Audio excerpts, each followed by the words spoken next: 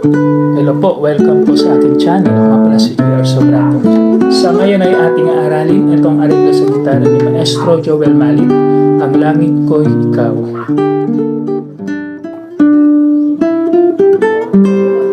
Okay, tutorial po tayo.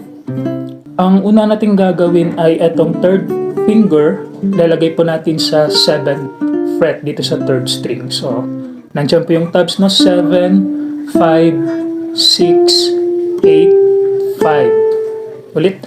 7, 5, 6, 8, 5. Then slide papunta sa 8th fret. Sabay itong open string sa third string, no? Okay. 7, 5, 6, 8, 5. Slide papunta sa 8th fret. Sabay ng 3rd string. Then magpo-form po tayo ng ganito, half bar dito sa 6th fret. So 7, then itong third finger ilalagay dito sa 8th fret. 7, 8, 6, then release. 7, 6, then half bar dito sa third fret. So 3, 5, 5. Then ulit na naman 5. Then next is 2, 3, 3. 1, 0 dito sa first string, then 1. Then 3. Slide papunta sa 6th fret. Sabay itong third fret dito sa 4th string. Then half bar dito sa 5th fret, 5. Then itong second finger ilalagay dito sa 6th fret, 2nd string. 5, 6, 5. Then itong third finger mag-reach dito sa 8th fret, 6th string. Slide papunta sa first string. Papunta sa first fret rather. So ganun. Then after po niyan, mag-form po tayo ng ganitong formation ng chords. 4, 5, 4, 5. Yan. So 5, 4, 5, 4, 5. Slide papunta sa 8th fret. 6, then sabay itong 3 and 5. Then itong second finger ilalagay dito sa 5th string, 5th fret. So hold naman po yung position. 3.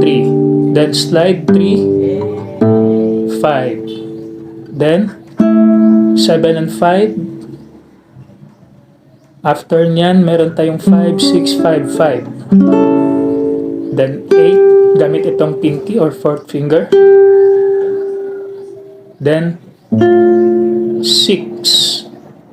Sabay nitong 0, 6, 5, 8 fret, 0, 8, 7, then 7, 7, 6, then A or 0, then 0.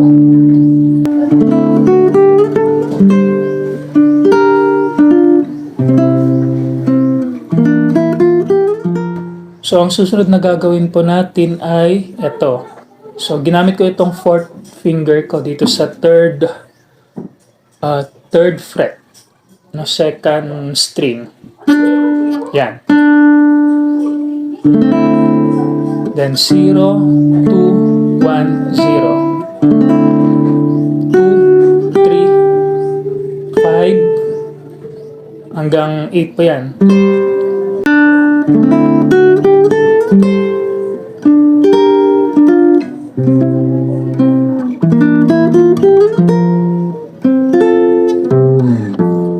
So hanggang sa parte na yun, same lamang po yung passage, yung naunang passage, no? Same lamang po yun. Dito po yung may changes.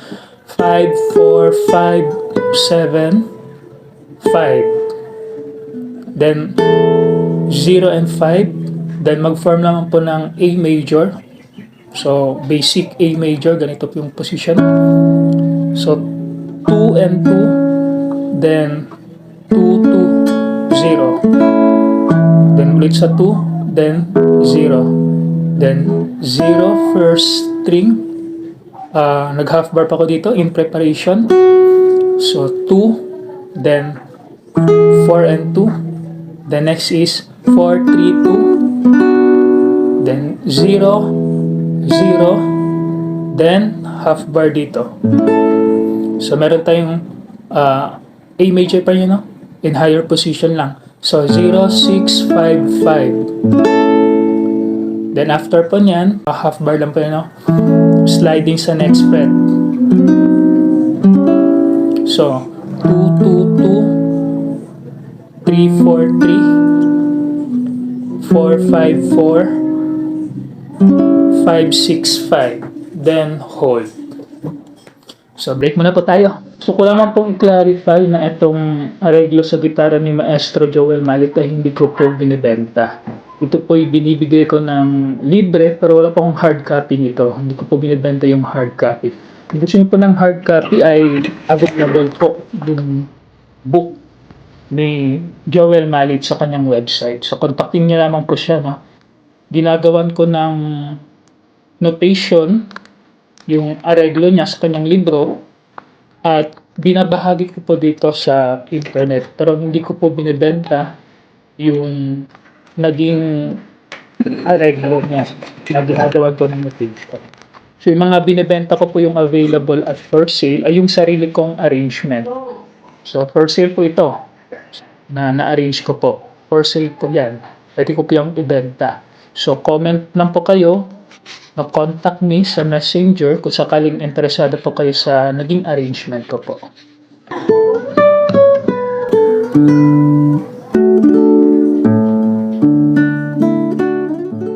Itong third finger ko sa 5th fret, slide papunta sa 10th fret. So 5, 10, 9, 7, 5, then sabay po itong 0 and 7. Then formation ng ganitong chord position. 7, 7, then 7, 7, 5.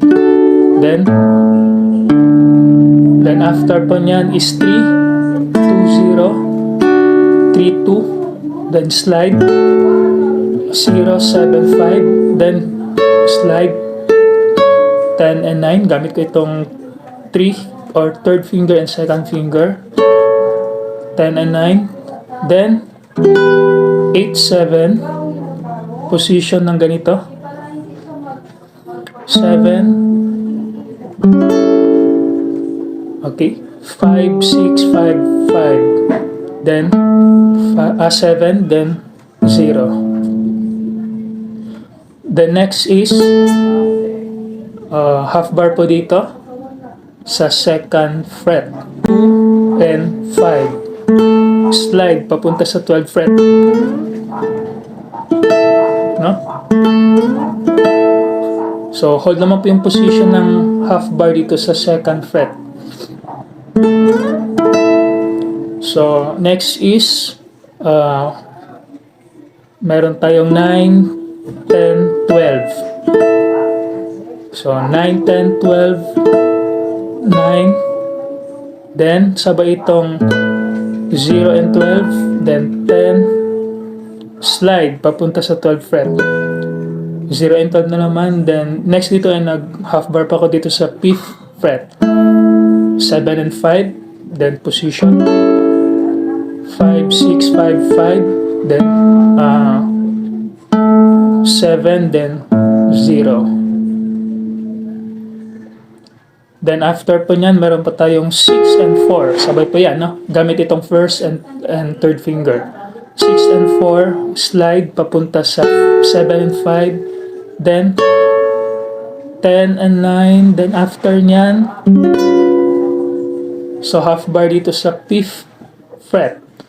So 5, 6, 6, 7. Ganon. Then half bar na naman dito sa second fret. So 2, 2, 2, 3. So ganun yung chord position na ginawa ko. Then after nyan is chord position ng D sustain 4. Ganun lang, no? Then release.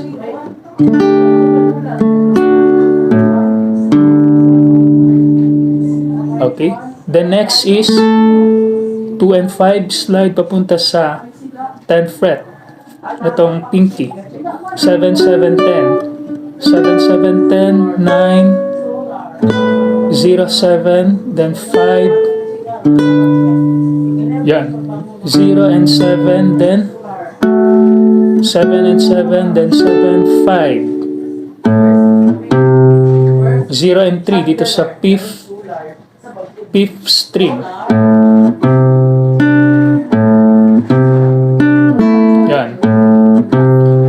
3, 2, 0, 3, 3, 0, 2, 1 and 2. Then slide papunta sa 7th fret. 7 and 7, then open 4th string. Etong first finger, slide papunta sa 5th fret. So 7 and 5, open, then half bar dito sa 3rd fret. 4, 3, 3. Okay, 0 and 6. Then, ang ginawa ko dito, preparation, half bar dito sa 3rd fret na naman. So, 0 and 3, 3, 3, 5, 3. Then, full bar dito sa 3rd fret. So, 3 and 3, 5, slide, 0 and 7. Then, half bar dito sa 7th fret. 7 and 10, 7, 7, then 9, then kasabay nitong open string sa 5th string. 0 and 7, then 5, 0 and 7, per dito na sa 6th string. Then chord position ng ganito.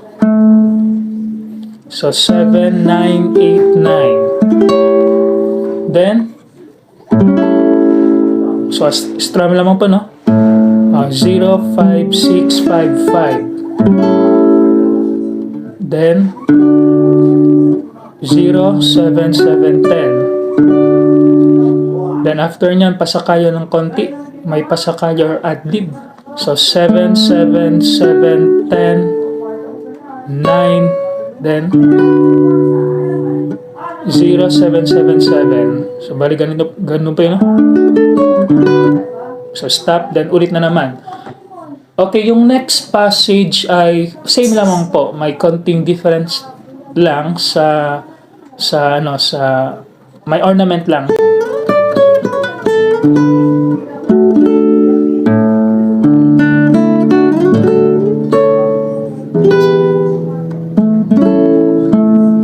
So same lamang po yun dun hanggang sa finale. So kung gusto niyo pong ganitong klaseng mga video, tutorial, comment down below, ipaalam niyo po sa akin. Dito po nagtatapos yung tutorial natin sa Ang Langit Ko'y Ikaw, arranged by Maestro Joel Malit. So kung kayo po ay may mga request pa, especially sa libro ng Maestro, especially sa libro ni Joel Malit, indicated sa kanyang libro, ay comment down below lamang po. At maraming salamat po sa panonood at pakikinig. Sana'y may natutunan kayo. Paalam po.